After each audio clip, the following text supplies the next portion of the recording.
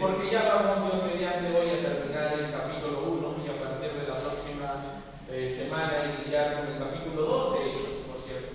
Es un momento especial para la iglesia y histórico también en el Señor. Muchas gracias, hermano.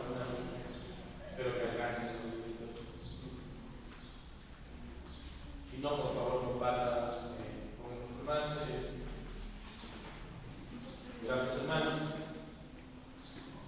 Y hoy vamos a estudiar desde el versículo 12, pero ya hemos tenido bastantes flashbacks y ¿Cuál es para que más mejor te mando?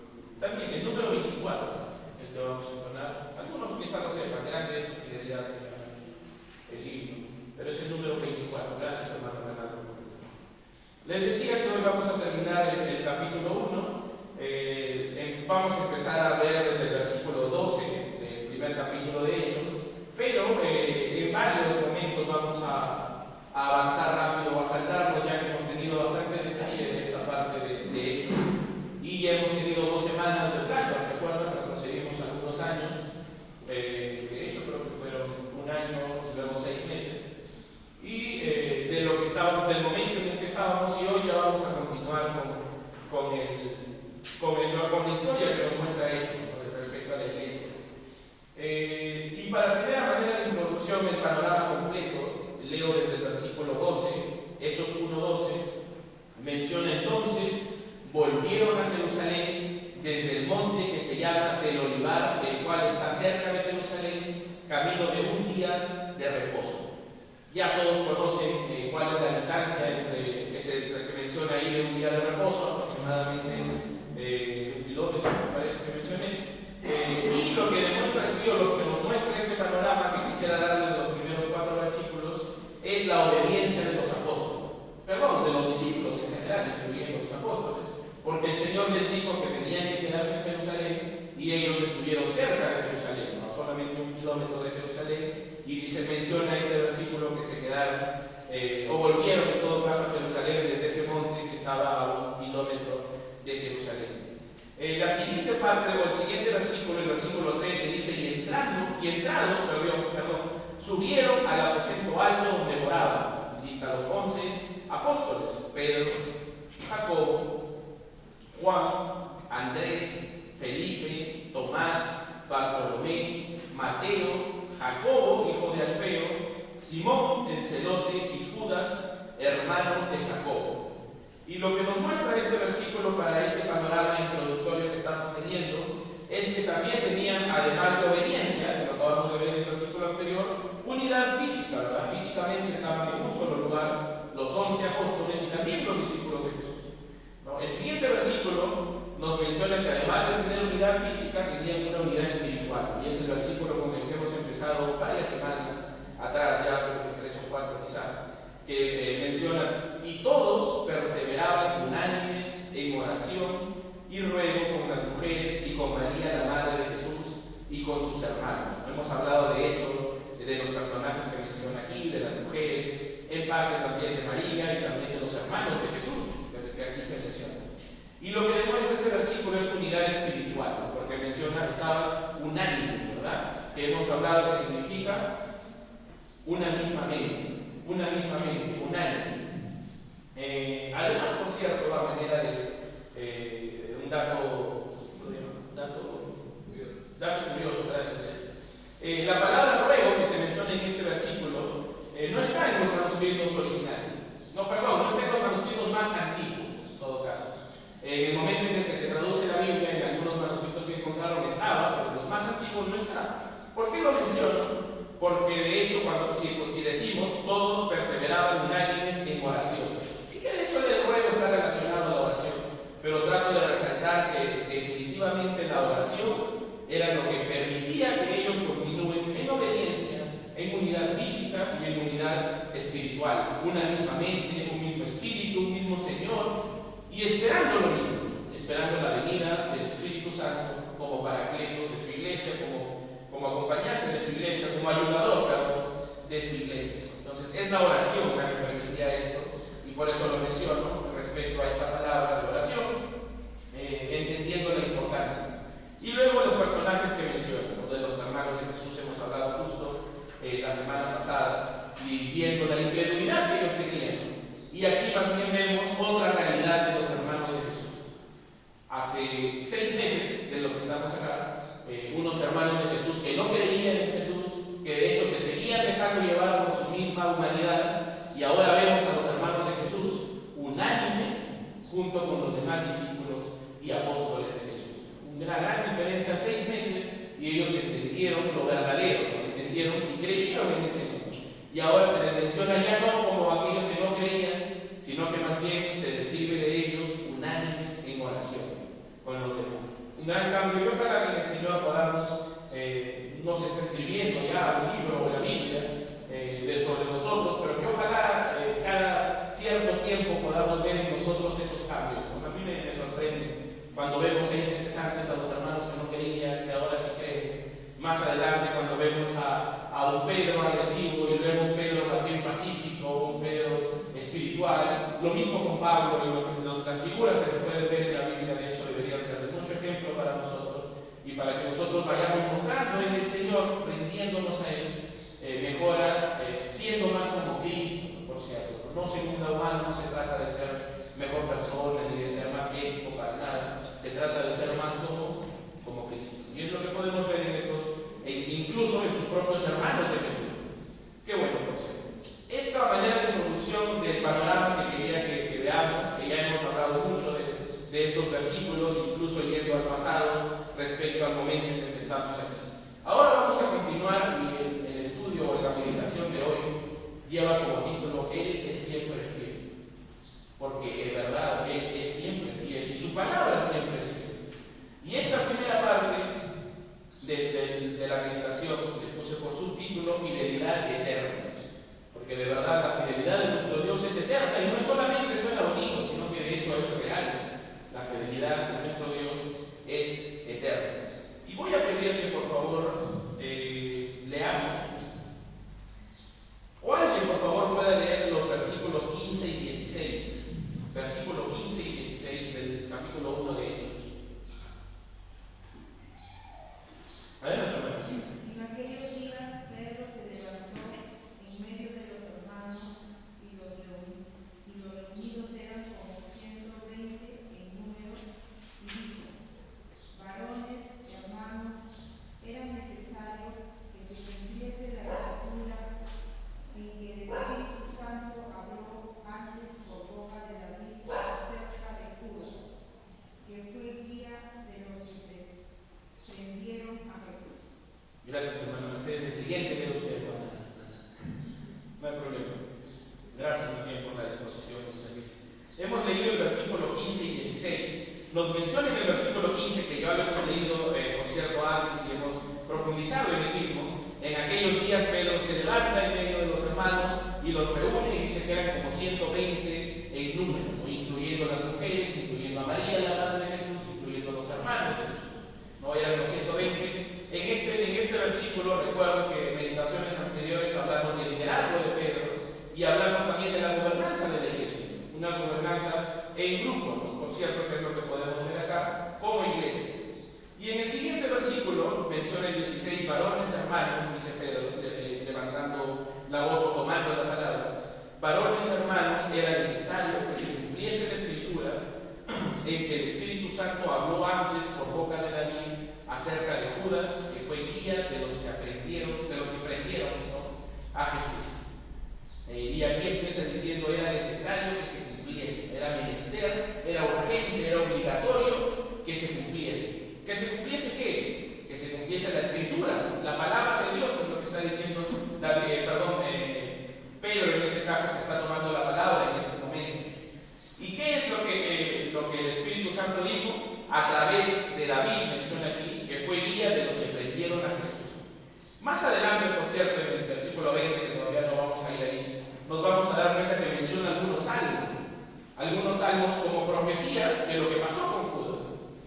Y leyendo un poco e investigando, para empezar a mencionar que a estas cosas que se mencionan, a David no es que se le ocurrió, no es que un día se levantó y dijo: se me ocurre decir esto, y lo dijo. Claramente dice aquí Pedro, lo que el Espíritu Santo habló por boca de David, usando a David, entendiendo a David solo como un instrumento, no como el autor intelectual de lo que se dijo, sino como un instrumento de la palabra de Dios, de la escritura que menciona aquí. Y acá está, lo que dice acá arriba, los versículos que va a mencionar Pedro más adelante, datan de 1040 años antes. Miren, escuchen de nuevo, 1040 años antes. Entonces, Pedro escribe aquí y dice que era necesario que se cumpliese lo que el Espíritu Santo dijo a través de la boca de David. No lo dice, pero al investigar un poco, por lo que podría haber llegado hace más de 1000 años, como profecía respecto a Judas. Y por eso es que había titulado esta parte Fidelidad Eterna, porque no importa el tiempo, su fidelidad es eterna y su fidelidad a su voluntad, por cierto, y a su palabra es eterna. Pueden pasar 1000 años. De hecho, estamos leyendo una Biblia, o bueno, estamos leyendo un suceso, de la ascensión de Jesús que pasó a más de 2000 años. Pero esa palabra o esa verdad sigue firme y sigue siendo real, y el Señor sigue siendo fiel a través de su palabra, y seguirá siendo fiel, por cierto. Y ojalá que como iglesias del Señor podamos rendirnos a las verdades que el Señor dejó en su palabra, y vamos a ver algunas de ellas, por cierto. Entonces, nuevamente, no importa el tiempo, su fidelidad es eterna y su voluntad siempre permanece. Ahora sí, hermana Ana, por favor, le voy a pedir que lea los versículos del 17 al 20. Y era contado con nosotros que tenía parte en este ministerio. Este pues, con el salario de su iniquidad, adquirió un campo y cayendo de cabeza se reventó por la mitad, y todas sus entrañas se derramaron. Y fue notorio a todos los habitantes de Jerusalén, de tal manera que aquel campo se llama en su propia lengua Aceldama, que quiere decir campo de sangre, porque está escrito en el libro de los salmos: sea hecha desierta su habitación, y no haya quien more en ella, y tome otro oficio. Gracias, hermana. Estos son los salmos que les mencionaba que David escribió hace más de 1000 años, 1040 años. No es exacto, por cierto, pero aproximadamente. Si es que quiere apuntarlo en dónde se mencionan estos versículos, la primera parte que dice sea hecha desierta su habitación y no haya quien more en ella, está en Salmo 69:25. Es parte de un salmo más grande, por cierto, que David escribe, Salmo 69:25. Y la segunda parte que dice tome otro su oficio está en Salmo 109:8. Repito, Salmo 109:8. Estos dos salmos aproximadamente fueron escritos 1040 años antes de lo que está pasando aquí.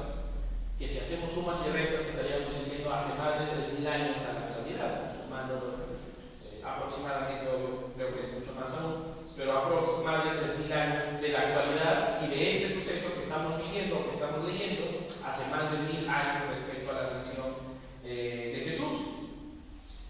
Entonces este salmo menciona respecto a Judas, dice sea hecho, y no profundizo en lo anterior porque hemos hablado ya en una meditación completa de lo que pasó con Judas, de su actitud, de lo real que fue y de cómo esto se engrana con lo que se dice en Lucas de su muerte y demás. Entonces me paso de frente al versículo 20 porque aquí nos deja una enseñanza, no entendiendo dentro del contexto de su fidelidad eterna. Nos dice el Salmo, sea hecha desierta su habitación y no haya quien more en ella. Y luego dice, tome otro su oficio. Esa palabra oficio también, tome otro su cargo, tome otro su encargo. O sea, el encargo que él tenía.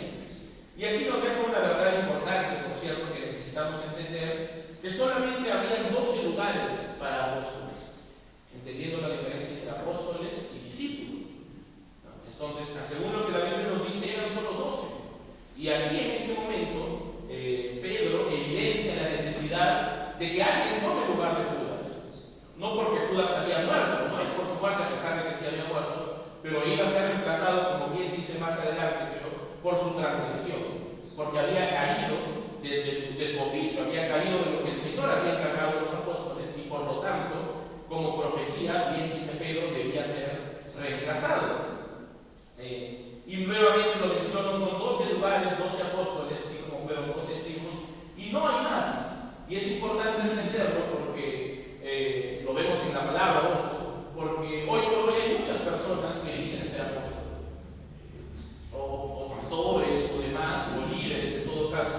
que se llaman a sí mismos apóstoles.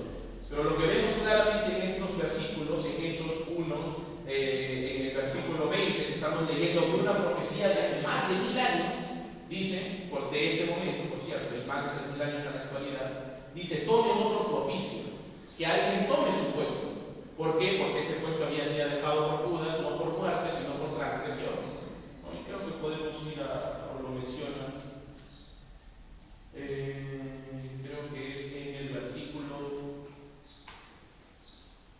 el versículo 25 está. Dice que ya vamos a llegar a eso, pero lo leo de una vez para que tenga relación con lo que estamos hablando, donde Pedro ora y dice, para que tome la parte de este ministerio y apostolado, ahí lo menciona explícitamente, de que cayó Judas por transgresión. Entonces claramente dice que era necesario reemplazar el puesto que dejó Judas por su transgresión. Después de eso no se reemplaza ningún otro apóstol, lo cual nos deja claro, por cierto, que el Señor o la figura aquí era hacer algo equivalente a las 12 tribus de Israel. Entonces teníamos a las 12 tribus de Israel y por otro lado teníamos a los 12 apóstoles. En este momento estaban 11 porque Judas cayó, como menciona en el 25, por su transgresión y debió ser reemplazado, por cierto. Entonces eso es lo que trato de decir acá. ¿Por qué? Porque así como acabamos de decir que su palabra es fiel y no importa el tiempo, su fidelidad es eterna, el Señor es fiel a esa palabra también. Por lo tanto entendemos que según su palabra fueron 12 apóstoles y no hay más, porque de hecho incluso en Apocalipsis también habla de los apóstoles, no es el tema de hoy, pero podríamos en algún otro momento hablar más al respecto. Y voy a pedir que alguien por favor ahora lea los versículos 21 y 22. Es necesario, pues, que estos hombres que han estado juntos con nosotros todo el tiempo que el Señor Jesús entraba y salía entre nosotros, comenzando desde el bautismo de Juan hasta el día que entre nosotros fue recibido arriba. Uno sea hecho testigo con nosotros de su resurrección. Gracias, hermano Eduardo. Pero dice, es necesario que de estos hombres, obviamente de los 120 que están ahí, que han estado juntos con nosotros, dice, todo el tiempo que el Señor Jesús entraba y salía entre nosotros, comenzando, dice, desde el bautismo de Juan hasta el día que entre nosotros fue recibido arriba, uno de ellos se ha hecho, en la última parte del versículo 22, uno se ha hecho testigo con nosotros de su resurrección. Esta palabra es importante, testigo. ¿Por qué? Ya lo hemos hablado antes, que la palabra testigo literalmente es el vocablo marcos, de donde proviene la palabra mártir, marcos, alguien que se sacrifica para ser lo que se está diciendo, hay un testigo de algún hecho pasado, de alguna forma. Y es importante entenderlo, ¿por qué? Porque estos apóstoles no solamente creían en Jesús por fe, habían puesto su fe en Jesús, sí, evidentemente, pero no solo eso, lo habían visto, lo habían tocado, tanto en vida como después de su resurrección. Entonces, literalmente ellos eran testigos por fe, pero también físicos de la vida, lo apunté por acá, de la vida, del ministerio, de la muerte y de la resurrección de Jesús. Eran testigos físicos. Y eso era un requisito para ser apóstol, lo que menciona aquí Pedro. Lo cual confirma nuevamente lo que estoy mencionando, siendo testigos sobre todo de su resurrección y de que él volvió a la vida, no resucitó después de haber sido crucificado. Estas personas tenían que escoger a alguien que tenga esta característica, que pueda ser testigo de la resurrección de Jesús. Y es importante, ¿no? Nuevamente, volviendo a lo que mencionaba hace unos minutos, porque a la luz de la palabra podemos ver que es imposible que alguien pueda decir que ha visto o que es apóstol, porque no hay nadie que pueda ser hoy testigo de lo que fue o lo que vivió Jesús como resurrección. Quizá en fe, nuevamente, de hecho somos todos testigos en fe de la resurrección de Jesús, pero no como se menciona aquí, no físicamente, no visualmente, porque incluso Jesús cuando se presenta con Tomás le dice, tú no creíste, ven, tócame. Entonces, de hecho, ellos pudieron ver y tocar a Jesús resucitado. Entonces, evidentemente, esto es una verdad que, como menciono, es inquebrantable y que es firme, ¿no? Hasta el momento, porque podrán pasar miles de años más y el Señor, como hemos empezado mencionando, es fiel a su palabra. Es fiel a su palabra. Hasta ahí, así como hablábamos de los salmos, 2000 años después, ahora incluso puedan pasar 3, 4, 5 mil años más. no cambia. Nosotros cambiamos, mucho por cierto. No sé, como padres a veces prometemos cosas, pasan cosas y luego ya no podemos cumplir las promesas. Como amigos pasa lo mismo, incluso como esposos, como parejas, muchas veces prometemos o hacemos cosas y cambiamos de palabra. El Señor no cambia. La Biblia dice que Él permanece fiel. Y eso debería darnos, no debería, de hecho sí, si no nos da esto, un problema nuestro, confianza, estabilidad y tranquilidad de saber que estamos cimentados en un Señor que no cambia. Que mañana no nos va a decir, no, ya me aburrí de tus pecados, ya me cansé de que estés cayendo siempre en lo mismo, así que ya basta. No nos va a decir, porque nosotros cambiamos, pero el Señor no cambia. Él es siempre fiel. Y eso es una verdad, repito, que debería darnos tranquilidad. Él es fiel. Esta siguiente parte, que vamos a leer desde el versículo 23, o también parte de la meditación, le he puesto caminando en su fidelidad. Hablamos de la primera parte, su fidelidad es eterna. Ahora vamos a hablar de caminar en esa su fidelidad. Y es por cierto especial. Hasta aquí todo está claro. Pedro levanta o toma la palabra y menciona: Judas, por su transgresión, fue sacado de su lugar, de su asiento, de su puesto, y es necesario que alguien tome ese puesto. Uno, porque de lo contrario, si hubieran podido ser más, en lugar de escoger uno, mejor nos escogemos a más para que nos ayude. No. Uno debía reemplazar a Judas. Da la profecía en Salmo 69 y Salmo 109 que el Señor dio miles de años antes de este momento, y hasta ahí todo claro. Ahora voy a pedir que por favor alguien lea los versículos 23, 24, 25 y 26 de una vez todos. Por favor, alguien puede leer 23, 24 y yo. Y señalaron a José llamado Basabás, que tenía por sobrenombre Justo, y a Matías. Llorando dijeron: Tú, Señor, que conoces los corazones de todos, muestra cuál de estos dos has escogido, para que tome la parte de este ministerio y apostolado, de que cayó Judas por transgresión para irse a su propio lugar. Les echaron suertes, y la suerte cayó sobre Matías, y fue contado con los 11 apóstoles. Gracias, hermano. ¿Podríamos decir entonces, bajo esta palabra, que no hay Matías sin suerte?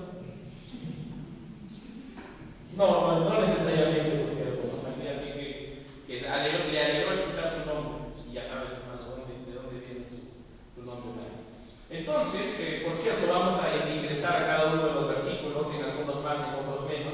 Pero vamos a entender en este momento qué pasa. Aquí, continuando la historia, Pedro dice las profecías, dice que es necesario que se reemplace a Judas, y lo empiezan a hacer, ¿no? Y por cierto, para que se entienda, y por favor presten atención, porque si escuchan solo una parte de lo que digo, probablemente terminen confundidos o entendiendo algo que no se ha dicho. En esta parte hay una discusión bien marcada, si es que la elección de Matías estuvo bien o estuvo mal. La Biblia, como tal, explícitamente no menciona que haya estado mal. La Biblia no dice ni más adelante, ni después, ni antes. No dice que se equivocaron en ese momento. No lo dice, por cierto. Así que no espere encontrar un versículo que diga los apóstoles con Pedro se equivocaron al escoger a Matías porque el verdadero reemplazante iba a ser Pablo. No hay un versículo que explícitamente diga eso. Entonces hay cierta discusión, cierta diferencia en las personas que tratan de entender el contexto de la palabra y de llegar a una conclusión. Personalmente, y creo que el pastor también por tantos años nos ha enseñado lo mismo, si la Biblia no hace explícito algo, es porque no necesariamente necesitamos saberlo. O sea, no somos Dios para saberlo todo. Si el Señor no ha querido dejar algo escrito firme, no. Que podemos tomar posición sobre algo, seguramente que sí. ¿Por qué no? Por cierto. Pero entendiendo que hay otras posiciones y entendiendo que estas otras posiciones pueden tener también una base bíblica. Pero de hecho vamos a hablar hoy, porque esta discusión siento que hay algo más importante de si saber si fue correcta o no la elección de Matías. Y lo vamos a ver ahora, ya lo adelanté hace un ratito, que es caminar en su fidelidad. Personalmente, vuelvo a repetirlo, personalmente, por lo que puedo entender el contexto, puedo creer que quizás sí está, nuevamente, personalmente, se equivocaron al escoger a Matías, y voy a dar algunos puntos. Usted puede tomarlos o no, por cierto, todo bien, sí, sí. Por ejemplo, algunos puntos al respecto, voy a detallar algunos argumentos en todo caso. En el versículo 23 dice, y señalaron a dos, a José, llamado Barsabás, que tenía por sobrenombre Justo, y a Matías. ¿Vale? Señalaron a estas dos personas. Entonces, escojamos a estas dos personas. Dice, ¿quiénes señalaron? Los discípulos. Entonces, por un primer argumento que menciono es que, de hecho, en lo anterior podemos ver que el único que escogía apóstoles era Jesús, en persona. Jesús, en persona, en la misma persona de Jesús, Él escogió a cada uno de los apóstoles. En este caso, si bien ellos estaban buscando la voluntad de Dios y lo que había dicho Pedro antes era correcto, era una profecía, era necesario reemplazar a Judas, en este caso ellos decidieron elegirlo y dice señalar. Por eso menciono este primer argumento, que en realidad para todos los demás apóstoles Jesús mismo en persona fue quien lo escogió, incluyendo a Pablo. A Pablo Jesús se le presenta en persona, físicamente Pablo lo vio y le habla y lo escoge, por cierto, como apóstol. Ese es un primer argumento que menciono. Luego, si vamos al versículo 26, dice, y les echaron suertes y la suerte cayó sobre Matías y fue contado con los 11 apóstoles. Este es un método que no necesariamente está mal. En el Antiguo Testamento usaban las suertes para entender la voluntad de Dios en el Antiguo Testamento. Pero posterior a este momento, la Biblia no habla de que se vuelva a usar este método. No se volvió a usar más. Lo usaron aquí, está en el Antiguo Testamento y aquí. No se usó más. Por cierto. De hecho, está ahí en Proverbios que lo menciona, que la suerte está en manos del Señor, hablando del pueblo de Israel. No aplicaba para todos, sino al pueblo de Israel. Y por lo tanto, podríamos entender que de hecho no fue un método que el Señor dejó, porque después no se volvió a usar más. Después la Biblia no habla que los apóstoles hayan echado suertes para decirle algo. Dice, el Espíritu Santo los guió a. Y el Espíritu Santo mismo era quien nos guiaba a decidir por izquierda, por la derecha, por A o por B, por aquí o por allá. Entonces, por eso es que personalmente, nuevamente, entiendo que esta decisión no necesariamente fue un mandato del Señor o una orden de Jesús. Y el último argumento que pueden haber más, por cierto. Hay dos más que antes del último.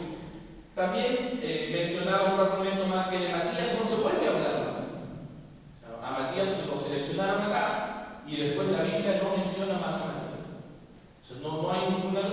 Lo cual no necesariamente lo descalifica, por cierto, porque tampoco se habla de algunos otros apóstoles. Pero podemos ver de alguna manera que no fue usado del todo Matías por el Señor como apóstol. No se trata de descalificar a Matías, porque tenía una buena reputación para la iglesia y tenía una buena relación con Dios. Ya lo demás o de su elección estamos hablando de otro tema. Y este es el último, y ahora sí lo menciono, que es el más importante, personalmente hablando, me entiendo, pero basado en una verdad. Todos estos argumentos los he mencionado basados en estas verdades. Este último es que el Paracletos, el ayudador de la iglesia, todavía no estaba conmigo, y tampoco Jesús. Entonces, literalmente el Paracletos aún no había venido, y es el Paracletos, es el Espíritu Santo, quien guía a las iglesias a tomar decisiones. En este momento todavía no había venido, todavía no había sido enviado el Espíritu Santo como Paracletos. De hecho, lo siguiente que vamos a ver la próxima semana es eso. Viene el Paracletos, es enviado y ayuda, sustenta a su iglesia para hacer la labor que el Señor les envía. No había sido enviado. Y lo considero lo más importante, por cierto, porque definitivamente como creyentes, como iglesia, como familias, como cada uno de los roles que se puede imaginar, no deberíamos tomar decisiones fuera de nuestra relación con el Espíritu Santo, con el Señor, con nuestro Dios. Ellos tenían, o para ellos, no tenían la culpa de que no esté el Espíritu Santo en esa decisión, por cierto. Quizás sí tenían la culpa de haber decidido tomar algo sin estar él, pero la no presencia del Espíritu Santo no tenía que ver con ellos, tenía que ver con que todavía no era el caído de Dios. Hemos hablado de eso. En nuestro caso, no tenemos excusa, porque el Espíritu Santo ya está aquí. El Espíritu Santo está en el corazón de cada creyente y el Espíritu Santo está ayudando y trabajando por cada una de las iglesias. Así que si tomamos decisiones fuera del Espíritu Santo, no hay excusa alguna. Así sea buena intención, así sea lo que sea, no hay excusa para tomar decisiones fuera del Espíritu Santo. Y por eso lo mencionaba, y voy a leer el versículo 14. De hecho, podemos ver que ellos, si bien no tenían el Espíritu Santo, el versículo 14 dice: todos estos perseveraban unánimes en oración. Y el 24 dice: y orando dijeron: tú, Señor, que conoces los corazones de todos, muestra cuál de estos dos has escogido. Ellos estaban intentando buscar del Señor, buscaban del Señor, pero evidentemente, como menciona el Espíritu Santo como ayudador, todavía no había venido para la iglesia. Pasa recién unos días después. Por estos argumentos es lo que, como les menciono, personalmente entiendo que Matías no fue el reemplazante de Judas, sino más bien fue Pablo, que lo vamos a ver más adelante. Al margen de eso, les decía, el punto se llamaba caminando en su fidelidad, porque más importante incluso de qué se decidió es en quién se estaba decidiendo. Ojo, que no se malinterprete, las decisiones son importantes, las opciones que se toman, A o B, son importantes, muy importantes, pero más importante que eso es en quién estamos tomando la decisión. Porque eso va a definir sí o sí cómo está nuestra relación con Dios, y lo mencioné de hecho la semana pasada también. Eso va a definir sí o sí cuál va a ser la consecuencia incluso de esa decisión. Pero nosotros a veces no somos así. Por ejemplo, no voy a inventar cualquier cosa. Si tengo que decidir entre una decisión, que probablemente nadie esté en eso, por eso la uso, entre qué carrera elegir, estudio ingeniería de sistemas o estudio medicina, o veterinario, estudio. Estamos ahí, voy a orar en el Señor y digo: oye, pero ¿y si selecciono sistemas y no era la voluntad de Dios? Ya me arruiné la vida, ¿no? Porque ya va a ser mi carrera para siempre y ahora ya, o me dedico a ella, y ahora ya se acabó mi vida. No, pero entonces lo otro, y si lo otro decido y también se acabó mi vida. Hermano, amigo, su vida se va a acabar si es que usted deja de vivir en el Espíritu Santo. No se va a acabar porque tome una buena o mala decisión. Se va a acabar en el momento en el que usted deje de vivir en el Espíritu Santo, deje de tomar decisiones en el Espíritu Santo. Así que necesitamos buscar de Él y estar en Él por cada decisión que tomemos. Y no estoy diciendo con esto de que nos despreocupemos y que decidamos lo que sea. No, ojo. Las decisiones son muy importantes y por lo tanto necesitamos tomarlo en aquel que tiene la sabiduría necesaria para guiarnos a tomar buenas decisiones. El Espíritu Santo, nuestro Señor, nuestro Dios. Ellos estaban caminando en la fidelidad del Señor. Eso es claro, lo acabamos de leer en el 14, lo acabamos de leer en el 24. Se rendían, obedecían, le seguían, no buscaban que Él les siga a ellos. Ellos se rendían y buscaban seguir la voluntad de Dios. De hecho, tomaron esta decisión, que nuevamente, personalmente pienso que puede haber sido errada, buscando del Señor. Pero nuevamente, lo que había mencionado, ellos no tenían el Espíritu Santo ahí. Y quizá esa fue la mala decisión que pudieran haber tomado, de decidir algo fuera o de esperar la venida de ese Espíritu Santo. Nosotros, como les había dicho, no tenemos excusa, así que no hagamos nada fuera del Espíritu Santo. Pero si lo hiciera, ¿qué nos pasa, por cierto? Somos humanos, somos pecadores, tomamos malas decisiones, tomamos decisiones fuera del Señor, fuera del Espíritu Santo. Si a usted le pasa eso, antes de estar preocupada con ¿y ahora cómo lo arreglo?, mejor preocúpese por volver al Espíritu Santo, por quedarse. Porque a veces tomamos malas decisiones y esto, uy, ahora ¿cómo lo arreglo? Y queremos tapar un hueco y ahora ¿cómo? Ya, que no se note. Y estamos más afanados en eso que en entender que necesitamos volver al Espíritu Santo, a rendirnos a Él y quedarnos ahí permaneciendo en Él. Yo estoy seguro que si ellos no hubieran estado buscando del Espíritu Santo, si en algún momento se daban cuenta que Matías no era, uy, entonces ahora qué hacemos, entonces elegimos a otro, esta vez ya no echamos suerte, sacamos algo más. Pero no, ellos estaban en el Espíritu Santo, ellos estaban viviendo unánimes, como acabamos de leer, en oración incluso, y les voy a leer lo que continúa la próxima semana, porque el 2.1 dice: cuando llegó el día de Pentecostés, ¿qué dice nuevamente? Estaban todos unánimes, juntos, seguían unánimes juntos. Entonces, ya sea que la decisión estuvo bien o estuvo mal, ellos decidieron estar y permanecer en la fidelidad de su Dios, caminando en la fidelidad de su Dios. Unánimes, eso es lo que entendían en el Señor. Y por cierto, ¿no?, a pesar de que podrían haber tomado una mala decisión, como lo menciono, la voluntad del Señor continuó haciéndose en ellos y en su iglesia, porque ellos seguían unánimes en la voluntad y en la fidelidad de Dios. Y por eso leemos en el capítulo 2, en el versículo 2, y de repente vino del cielo, dice, un estruendo como de un viento recio. Lo prometido llegó. A pesar de que hayan tomado o no una mala decisión, la voluntad del Señor se siguió haciendo real en ellos. ¿Por qué? Porque ellos habían decidido vivir caminando en la fidelidad de su Dios. Porque ellos habían decidido vivir rindiéndose a su Señor y habían dejado atrás todo lo demás. Les voy a pedir que por favor nos pongamos en pie y vamos a tener un momento de oración y luego entonamos el coro 24 que les había mencionado.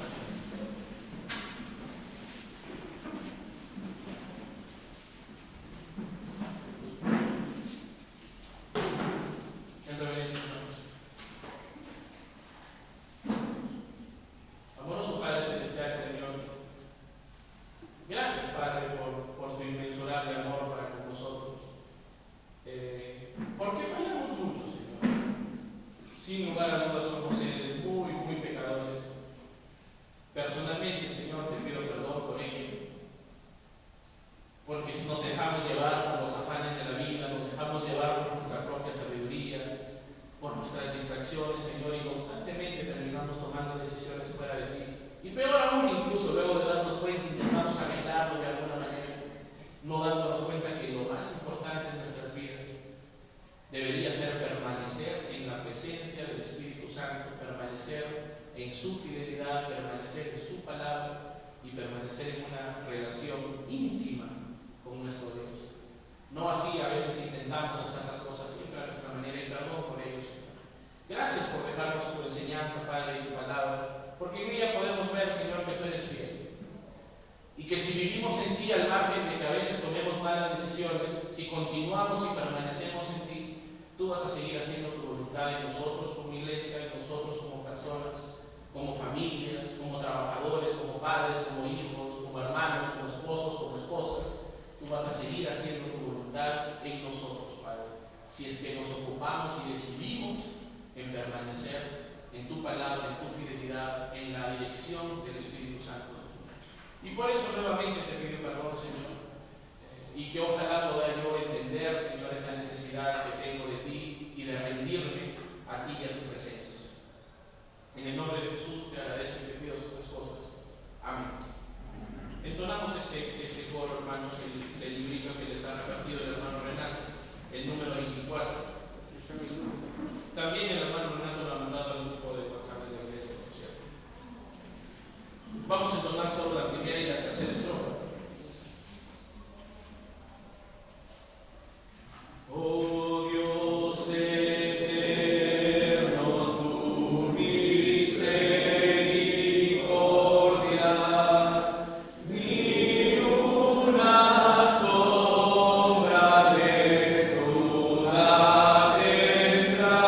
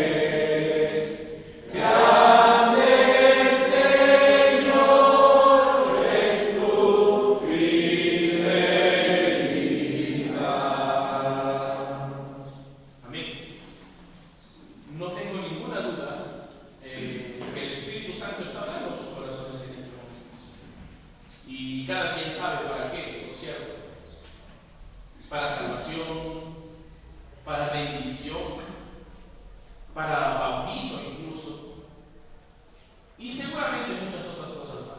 Y el Espíritu Santo es muy especial, por cierto, muy detallista. No existe nadie tan detallista como él. Así que definitivamente Él está hablando a su corazón y dando detalles sobre esa decisión que usted necesita tomar. ¿Qué va a hacer? ¿Va a decidir caminar en su fidelidad y tomar la decisión que Él está guiando a tomar?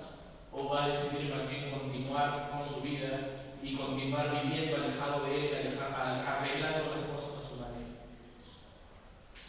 ¿Qué vamos a hacer? David escribió los salmos que menciona aquí Pedro lo dice en su discurso, Lucas lo escuchó y lo escribe en Hechos, Camila, Renata, hermana Feodamia, hermano José y todos lo estamos escuchando hoy. Ojalá todos en un mismo espíritu, unánimes en oración. Nuestros hermanos aquí, todos estos nombres que he mencionado, hermanos nuestros en la fe, por cierto, tenían un mismo espíritu, estaban unánimes en oración, como hemos leído muchas veces, y el Señor hizo su voluntad en ellos. No tengamos la menor duda, hermanos, que si vivimos en Él, rindiéndonos en oración a su voluntad, Él la va a hacer en nuestras vidas. De hecho, es su anhelo, es su deseo, es su desesperación poder hacer su voluntad en nosotros.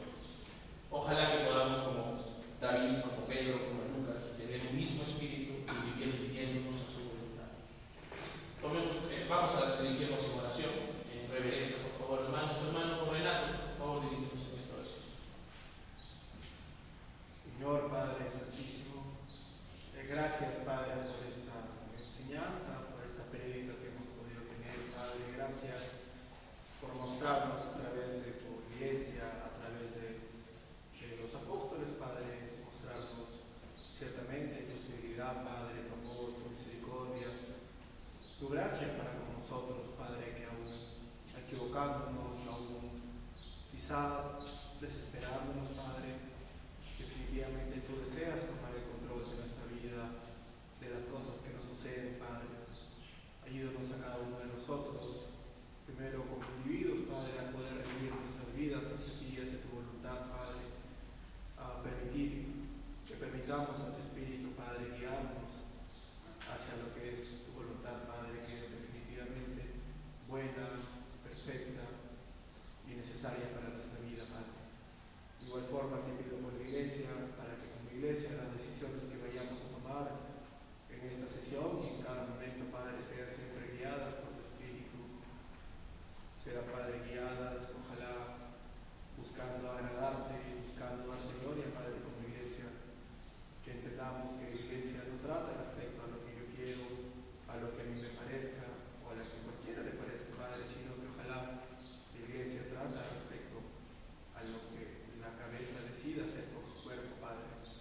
Que como iglesia nos aferremos a la cabeza, Padre, a Cristo, y con la mirada puesta en Él, Padre, ojalá seamos una iglesia que te dé gloria y un buen testimonio para el mundo, Padre. Que seamos como iglesia y como individuos esa luz, Padre, que tú nos llamas a ser. Perdónanos porque muchas veces estamos lejos de eso. Perdónanos, Padre, porque a veces no estamos unánimes en oración, en un mismo espíritu. Ayúdanos, Padre, a rendir nuestras vidas y que eso dé, Padre, como consecuencia una iglesia unánime, Padre. Todos a favor de sus pies en el santísimo nombre de Jesús. Amén. Amén. Bien, gracias, hermano Renato. Si alguien puede, por favor, ir a ver a Angelita para darle el abrazo de cumpleaños. Mientras tanto, si podemos ir avanzando alguna actividad para prepararnos para la sesión.